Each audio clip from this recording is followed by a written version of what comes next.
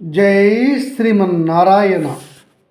ఈరోజు మనం ధర్మపదం గ్రంథంలోని చాప్టర్ 5 విభాగము 76. ఇందులో భీష్మాచార్యులు ధర్మరాజు అడుగుగా చెప్పిన పశ్చాత్తాపము ఎలాంటిది, ఎలా ఉండాలి, చేసిన పాపములు తొలగించుకుంటే అవుతుందా, ఎలా తొలగించుకోవాలి అనే విషయాలను మనం ఈరోజు చూద్దాం. జనమేజయ మహారాజు తనకు భారతాన్ని చెప్తున్నటువంటి పండితుడు, ముని, శ్రేష్ఠుడు అయిన వైశంపాయనుని ఇలా అడుగుతున్నాడు. మహాత్మా, మానవుడు తాను చేసిన పాపములను ఎలా పోగొట్టుకోగలడు? పశ్చాత్తాపం అంటే ఏమిటి?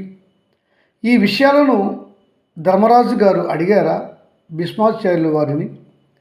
భీష్మాచార్యుల వారు మహాపండితుడు, ఆయనకి తెలియనిది ఏమీ లేదు. ఆయన చెప్పి ఉంటే ఈ విషయాలు నాకు చెప్పండి అని అడిగాడు మహారాజు వైశంపాయనుల వారిని. చెప్తున్నాడు వైశంపాయనుల వారు, మహారాజా, ధర్మరాజు ఈ విషయాన్ని అడిగాడు. పండితుడైనటువంటి భీష్మాచార్యుల వారు చెప్తున్నారు, వినండి వారి మాటల్లోనే అన్నాడు వైశంపాయనుల వారు. ధర్మరాజా, నీకు పౌత్రుడిగా ప్రపౌత్రుడిగా పుట్టపోయే జనమేజయరాజు కూడా ఇట్లాంటి విషయంలో ఉన్నాడు. అతడు పూర్వము ఒక మహారాజు. అతడు ఒక బ్రహ్మహత్యా పాతకాన్ని చేసి ఉన్నాడు ఆ జన్మలో. అతడు జనమేజయుడిగా పుట్టినాక తన పాపము తెలుసుకున్నాడు. నేడు ఉన్న శౌనకాముని నాడు కూడా ఉంటాడు. అతడిని మహారాజు పిలిచి, నేను చేసినటువంటి బ్రహ్మహత్యా పాతకాన్ని ఎలా తొలగించుకోవాలి అని అడుగుతాడు. అప్పుడు నీ మనవడికి ఆ శౌనకాది మహాముని ఇలా చెప్తాడు, మహారాజా, నీవు చేసినది బ్రహ్మహత్య గొప్ప పాపమే కాదన్ను. కానీ నీవు నేడు ఒక ప్రతిజ్ఞ చేయము. నేను ఇక్కడ నుండి బ్రహ్మహత్యలు చేయను అని అనుకొని దానిని స్థిరంగా మనసులో ఉంచుకొని ఇంకా ఎన్నడూ కూడా బ్రహ్మహత్యలు చేయకుండా ధర్మంగా ఉండు. మహారాజు అలాగేనని ప్రతిజ్ఞ చేశాడు. తర్వాత అడుగుతున్నాడు శౌనకుడు, మహారాజా, నీవు బలహీనులను అనవసరంగా దండించను అని ప్రతిజ్ఞ చేయి అన్నాడు.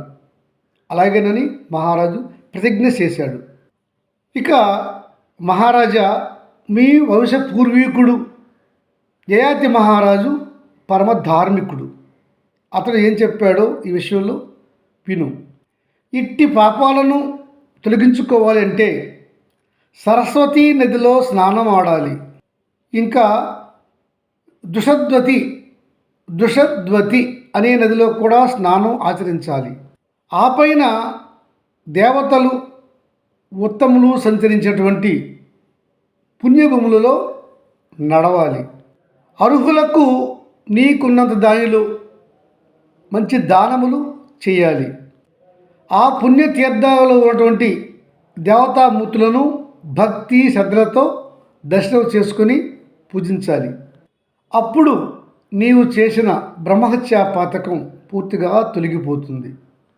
అయితే మహారాజా, నీవు ప్రతిజ్ఞ చేశావు గనుక ఇక ముందు ఉత్తమ బ్రాహ్మణులను హింసించరాదు, చంపరాదు, హత్య చేయరాదు.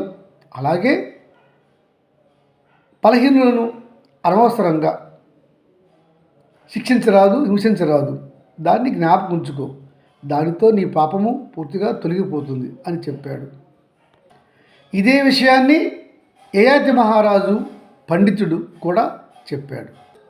రాజా, ధర్మశాస్త్రముల ప్రకారము చేసిన పాపములు తొలగించుకోవాలంటే కూడా ఉపాయము చెప్పబడినది.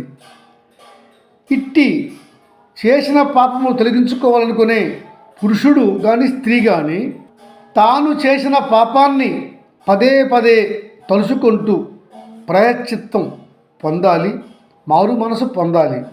ఇకపై జీవితంలో అట్టి పాపములు చేయను అని గట్టిగా ప్రతిజ్ఞ చేసి ఇంక ఎన్నడూ కూడా అట్టి పాపములు చేయరాదు. ఇక అక్కడ నుంచి తాను న్యాయము, ధర్మము, పుణ్య కార్యక్రమములు ఏమిటో తెలుసుకోవాలి. ఆ విధంగా ముందుకు జీవనాన్ని ధర్మంగా కొనసాగించాలి. అక్కడ నుంచి అతడు అహింస చేయకూడదు, అసత్యాన్ని ఆడరాదు. కనుక అహింసావ్రతము, సత్యవ్రతము పాటిస్తే అతడు గొప్ప తపోనిధి అయి తన పాపములను తొలగించుకోగలడు. అలా అతడు అసత్యాన్ని ఆడకుండా సత్యవ్రతాన్ని పాటిస్తే, జీవహింస చేయకుండా అహింసను పాటిస్తే అతడు గొప్ప తపస్సు చేస్తున్నవాడు వలె ఉంటాడు. అతని గొప్ప ఆ తపస్సును చూసి ఋషులు, మునులు, ఉత్తమ బ్రాహ్మణులు, ప్రజలు వేనోళ్ళ కొనియాడుతారు. ఇంకా అతని పాపములన్నీ కూడా పటాపంచలం అయిపోయి అతడు ఉత్తమ పురుషుడు అవుతాడు. అప్పుడు అతడు గత జన్మలో కానీ ఈ జన్మలో కానీ తెలుసో తెలియకో చేసిన పాపములు అన్నీ హరించిపోయి అతడు ఉత్తముడై ఉత్తమ జీవనాన్ని గడుపుతాడు. భూమిపైన కీర్తి పొందుతాడు. అతడు జీవితానంతరము ఉత్తమ లోకాలను చేరి ఊర్ధ్వలోకాలలో శాశ్వతంగా ఉంటాడు. కనుక అతను అట్టి తపస్సు చేయాలి. ఎట్టి తపస్సు? సత్యం అనే తపస్సు, అహింస అనే తపస్సు అతడు చేస్తూ ఉంటే అతడి పాపాలన్నీ కూడా తొలగిపోతాయి అని చెప్పుకొచ్చాడు. ధర్మరాజుకు అడగగా భీష్మాచార్యుల వారు ఈ విషయాన్నే చెప్పాడు రాజుకు కూడా. జై శ్రీమన్నారాయణ.